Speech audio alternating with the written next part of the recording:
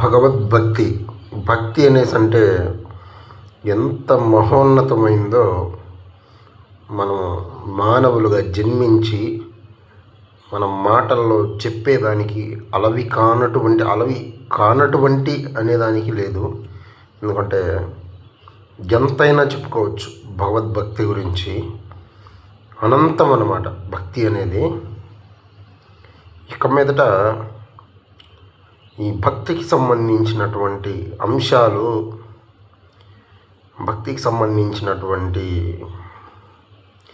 చర్చలు కొంతకాలం ఆపాలని అనుకుంటా ఉన్నాను.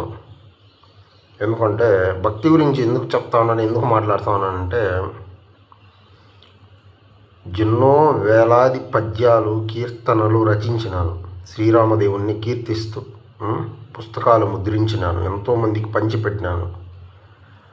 మన మానవుల జన్మ లక్ష్యమే భగవద్భక్తి సాధన చేసి భగవంతుణ్ణి తెలుసుకోవడమే, సరేనా?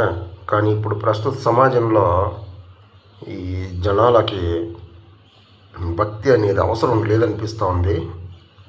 వద్దు, ఎందుకు భక్తి గురించి మాట్లాడేది? కలహాలే కావాలనిపిస్తోంది, కలహాలే చేసుకుందాం, కలహాలకే దిగుతాను, కలహ మాటలే, గొడవలే, అనైక్యతలే చేసుకుందాము. ఖచ్చితంగా వీటి పట్లనే మాట్లాడతాను. వీటినే ఇంకా ఇంకా పెంచి పోషిద్దాం, సరేనా? అది విషయము.